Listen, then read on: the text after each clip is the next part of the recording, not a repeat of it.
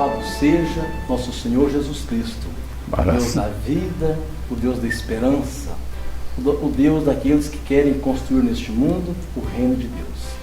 Nossa forania está com muita alegria recebendo Dom José Maria Pires, um dos expoentes da teologia da libertação.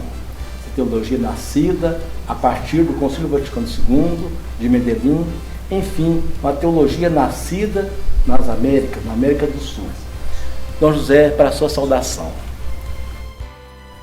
Prazer poder falar com vocês, ainda que seja por muito pouco tempo, e trazer-lhes a minha saudação com os desejos de que esse meio de comunicação se torne realmente uma comunicação de vocês, entre vocês, realizando aquilo que é o projeto de Deus, a comunhão. Viver em comunhão, comunhão entre os homens e as mulheres, para chegarmos à comunhão com Deus. Dona José Maria, o senhor viveu dois tempos bem diferentes, o antes e o depois do Concílio Ecumênico Vaticano II. O senhor foi ordenado com 22 anos em Diamantino, né? E essa experiência que o senhor viveu de dois tempos tão diferentes, o que eles significam para a igreja hoje? Como era a igreja antes do concílio, como ela deve ser depois do Concílio Vaticano II? Olha, eu posso definir isso como uma figura. Antes do Vaticano II, a igreja era como uma pirâmide. Lá no alto estava o Papa, pouco abaixo os bispos, depois os padres, os religiosos, e lá embaixo estavam os leigos. O Vaticano II não negou isso, essa ordem, mas mostrou que é diferente. Nós estamos todos aqui no mesmo plano. Papa, bispo, padres, papa, etc. Né? Porque igreja não é uma entidade assim, igreja é o serviço ao povo de Deus. Então, nesse serviço, há aqueles que têm autoridade maior. Não é porque sejam maior que os outros, não. É porque eles têm esse encargo. Outros têm um serviço também diferente, mas todos estão no mesmo plano. É como se fosse aqui um círculo. Estamos todos no círculo. E nesse círculo há diversos trabalhos, diversas atitudes, mas o encaminhamento é o mesmo. Quem está à frente não é o Papa, é Jesus Cristo. Todos os outros estão ali a serviço de Jesus Cristo, que é o Salvador, e que, portanto, é a Ele que se dirigem todas as atenções.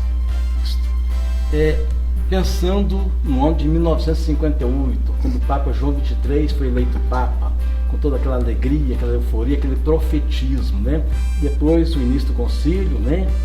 E a abertura do Concílio Vaticano II.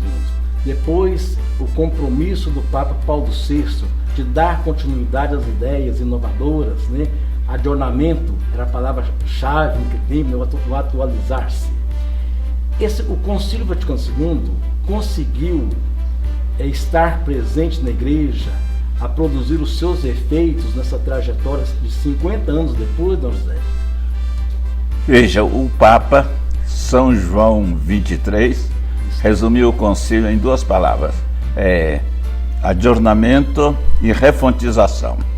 Refontização, a gente vai voltar às fontes, não vai parar no século II, século III, século V. Nós vamos às fontes. Quais são as fontes? A primeira comunidade, a comunidade apostólica. Como viver os primeiros cristãos. Então, essa vai ser a fonte. Agora, essa vida deles, há 20 séculos atrás, tem que ser atualizada. Então, vem aqui o adornamento, a atualização. Então, a doutrina é a mesma daquele século I. Não vamos pensar no século II, século V, século X, não. Vamos até lá na fonte, né? Agora, essa fonte tem que ser atualizada na linguagem, porque se São Paulo vivesse hoje, ele não ia falar daquele jeito que falou naquele tempo. Hoje ele teria meios de comunicação que ele não tinha naquela época. Então, isso é o adornamento, a atualização. Resume toda a prática do concílio. Sim, senhor. Parece que Medellín coroou o Concílio Vaticano II. O senhor concorda de que o concílio teve uma influência muito grande, quem sabe maior, na América Latina do que na Europa? Talvez influenciado por Medellín. Houve uma maior aplicação do concílio na América Latina? Olha, aqui porque são planos diferentes, né? Medellín foi celebrado aqui na América Latina 3 anos depois que terminou o Concílio Vaticano II, 1968. E nós vimos com aquele empenho do concílio. Igreja é a igreja dos pobres. Na América Latina, a maioria do povo que frequenta a igreja são pobres. não é pobre de uma pobreza escandalosa, não. É o pobre que tem sua casa, tem seu instrumento de trabalho, tem seu carro, mas ele tem que viver do trabalho dele. Então ele não é rico, ele é um pobre, não é? Além dessa pobreza material, que tem gente exclusivamente necessária para viver, tem outra pobreza, mas pobreza escandalosa, que é faltar até o necessário. Como aqui na América Latina há milhões que estão nessa situação de uma pobreza escandalosa, então a igreja tinha que assumir isso. Se a igreja é povo de Deus, como definiu o concílio, a igreja tinha que assumir essa situação. E ela então fazer-se pobre com os pobres, dar mais atenção exatamente aos pobres. Não é desprezar os ricos, não. Agora, ela não pode planejar a coisa como se todo mundo fosse rico. Tem que planejar com a maioria gente pobre, gente simples, né? E desses pobres, alguns miseráveis, né? Não tem nem o necessário para viver.